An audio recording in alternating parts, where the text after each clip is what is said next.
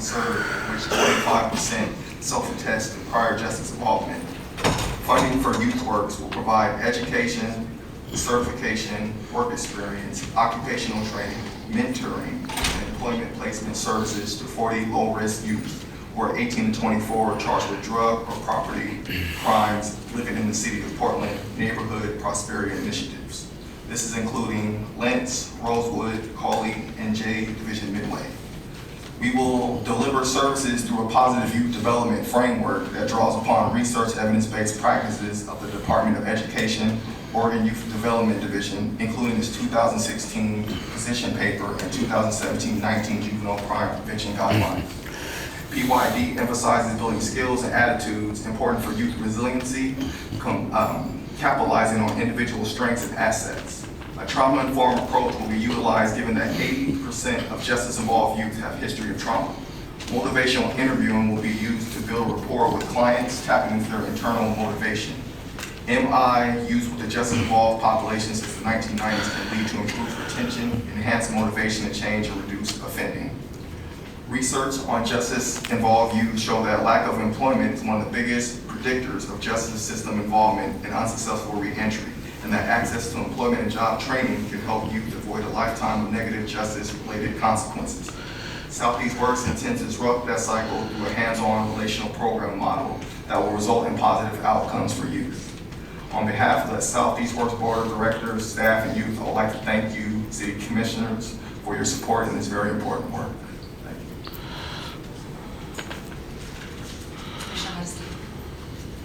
Thank you, Madam President. I'm curious, you've connected drug and property crime folks with that background. Why the property crime connection? Why the property crime connection? Because I feel like there's a variety of crimes that are out there, but I feel like we're covering all bases of the crimes. It don't matter any crime, anytime that we'll help with. I guess as it relates to the cannabis funds, right? We're really focused on making sure that the people who've been impacted, but when you talked, you said drug and property crime. So the organization will work with anybody with a criminal background. Yes, anybody. This particular program, however, and drugs, excuse me. And drugs, yes. I said and drugs and property. So we're saying with everybody. That's what we do. So is there a different demographic that has been over-criminalized in property crimes rather than folks who've been over-criminalized with marijuana convictions and how marijuana laws have played out? People commit property crimes to buy their drugs. But they have to tie it to that arrest at the time. If Yeah. they don't, you can't use grant money. Right. Good morning, Commissioners. My name is Osmani Ochoa. I am Executive Director of WOS Worker Rights Education Project. First, in April, 15 workers went to Legacy Emmanuel to plant trees with the Bureau of Environmental Services. This also brought together Verde, Friends of Trees, and Tricology. There were 2 plantings. One of the workers that participated said, every time I go to that hospital, I would think of those trees that I planted there. The cannabis grant will extend opportunities like this for low-income, houseless, and immigrant workers to work together with city government on meaningful community projects that deepen workers' skills and allow them to be seen and respected for their contributions that they make. We believe we are building a practical training model that will be replicable Cedar Place as Portland and Clean Energy Trailer. Farm picks up steam and trains workers of color to build the city in more sustainable ways. Secondly, the Workforce Development Program came out of a request of the workers to sharpen their skills, and there is a full range of skills development opportunities on site at the Martin Luther King Jr. Worker Center. From working language classes to safety trainings, including OSHA card opportunities, to on-site workshops that have included gardening, restoration, construction, salvage, janitorial, and even recycling plastic for 3D printing. We are working with the Oregon Food Bank, Pacific Northwest Carpenters Institute, Oregon Tradeswomen, Master Gardeners, East Multnomah Soil and Water Conservation District, Portland of Emergency Management, Metro, People, Places, Things, Reuse, and Cascadia clusters. The cannabis grant allows us to continue to bring training partners to the Martin Luther King Jr. Worker Center and provide on-site, hands-on, and popular education-based workshops, and develop the intercultural skills and connections of those organizations as well. Third, a key element of the Capacitaciones model we offer is that we're not just training unskilled workers, but we have a model to identify the skills that are already within the worker community. Many of the workers at the Worker Center come to us with skills and for whatever reason are unable to put their capacities to work in the way that they want to. By using our model, we can identify those who have skills and are ready to lead others and help prepare them to whatever their next level is, whether that's matching with more skilled opportunities to getting their contractor's license. This model is flexible and highly customized and can be used by other organizations to track capacity and progress among marginalized groups.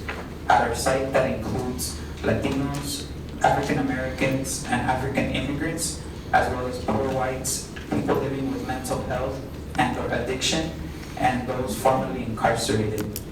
To conclude, the cannabis grant was designed to rectify injustices because of racially biased criminalization and enforcement of cannabis laws.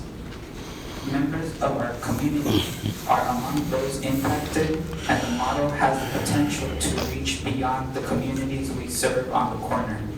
On behalf of WOS, we thank the city for the continued opportunity and your commitment to right historic wrongs. Thank you. Good afternoon, I'm Simon Collins from Constructing Hope in Northeast Portland. We are a 10-week pre-apprenticeship training program that takes people who have no experience working in the construction trades and gives them enough experience to join an apprenticeship so that they can move on to a lasting career that makes a living wage. We primarily work with people coming out of incarceration, focusing specifically on Black and brown men in the Portland area. And we provide a lot of wraparound services for our students. We provide, with partnership with other organizations, referrals for housing, referrals for daycare, referrals for clothing, referrals for tools, referring for boots. We provide boots, we have a food pantry on site, because what we find is when people are coming out of incarceration, they come out with almost nothing. And I think that the best way, I think, to show kind of what we do is to tell the story of one of our students. We had a student whose name was Robert. He had spent 8 years in prison for various drug and property crimes. When he was released from prison, within 2 weeks, he was given custody of his 7-year-old daughter that was born when he went into prison, and he had barely developed a relationship with her, and suddenly he was her full-time caregiver. He had no job, no money, no driver's license, many thousands of dollars in fines, as well as time that he needed to do in community service, and he was overwhelmed. He came into our program. Our program is 10 weeks, it's unpaid, so you have to devote yourself to being there 3 days a week for 10 hours a day. We start at 6:30 in the morning because that's when construction jobs start. So we want people to get the experience of actually having to be at a job site at 6:30 in the morning. He showed up every day, he had perfect attendance, he became a leader in the class. He was just amazing, but he was still homeless, living on somebody's couch with his 10-year-old or with his 7-year-old daughter, and just really struggling. And so with our partners, we reached out through Human Solutions, and he was able to find an apartment. Through a pre-apprenticeship child care initiative, he was able to get child care for the time that he was in the program. He was then able to extend that child care through DHS to be able to have child care for a year. He got into an apartment, got his tools, got his boots, got his job. The day he graduated from our program, he got a call from the iron workers, and he started work a week later, making $22.31 an hour. He's been working steadily since then, and is in fact getting custody of his second child very soon, because he's actually become something he thought he never would be, which is a stable living environment. He comes back into our office all the time and asks what he can do to continue to promote our program in the community. And what he's done is we've had 3 other students that have come through the program since him that he has caught literally 2 days after they get out of prison, some of them, moves them into his house, if it's okay with their permission, he follows the rules, but he moves them into his house, gives them a place to stay so that they can start the program because he so believes in what we're doing that we can be able to move that forward in the community. We're just very proud to be here in Portland and being able to do the work that we can. Last year, we had 65 previously unemployed Oregonians that we helped get into full-time work, working in a trade where they can make an actual career. We thank the council for considering this grant because it will just continue to help our program grow and it will continue to do the good work in Portland that we're doing now. Thank you very much. Thank you. You're all doing amazing work. And now, I'm gonna I'm going to speak call on my- Brandon and Kenny back up in case What's council going has on? any That ain't questions.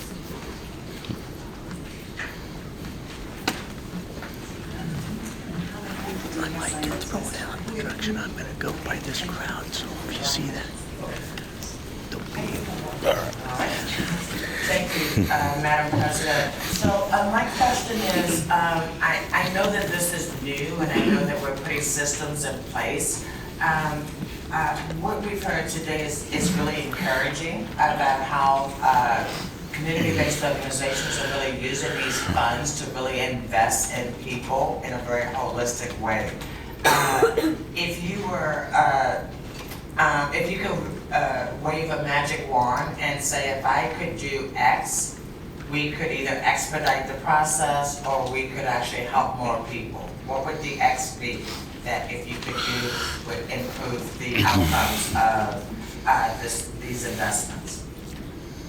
I will briefly say funding and staffing are critical. I mean, for so many of these services, the more the city can put the onus on itself, on its budget, on its staff to help people navigate these processes so that it's not complicated, it doesn't take all day to do. I think the city has an obligation to do that, so I would say, yeah, those two things. I would add to that anything that you, as the city council, can do to encourage increased collaboration between bureaus.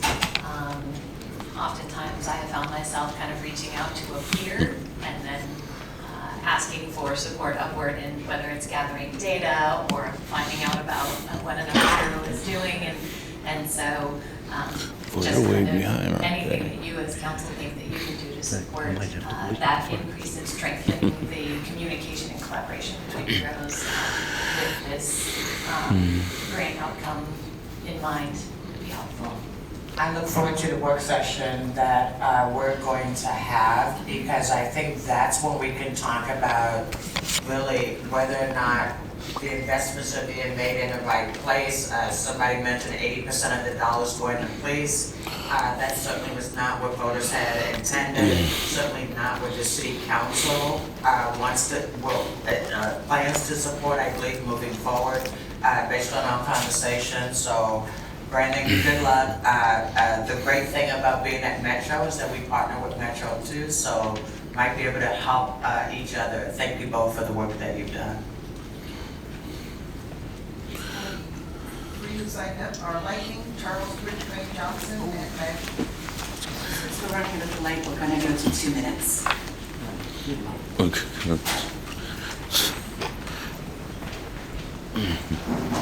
The speakers get 3 minutes, the public gets 2. Yes, my name is Lightning. I represent Lightning Super Data. I'm probably the only one in here since it's been legalized. I do not smoke marijuana, so I'm not your customer, but I did stand alongside of you when you were denied the waterfront permit to legalize cannabis and made sure you had that right to do that. Now, my position is the policymakers have missed it. We're in a saturated market. I'm asking a reduction from the 3% tax down to 1% to make sure the growers are subsidized at this time because you have miscalculated overall on this market. Issue number 2 is that I agree on the grants, everybody get your money. I do have a problem with the first go around on ongoing past that point. I think there were 32 applicants. There's a need for $3.8 million. I think other people should be involved and rotated. My main issue is on these grants, I'd like to see more health-related grants given to people that understand the effects of marijuana, can educate the people. It should be your choice, even though it's legalized, just like alcohol. I'd like to see more of the neuroscience approach to understanding how that affects your neural pathways and understand how that affects the gray matter and understand that neuroscientists are doing studies on this and they do have some concerns. I want to see that data brought forward again, not to stop the legalization or your business, but to have an informed, educated way of making your final decision if you want to use these products or not, just like alcohol. So again, from the City Hall, your number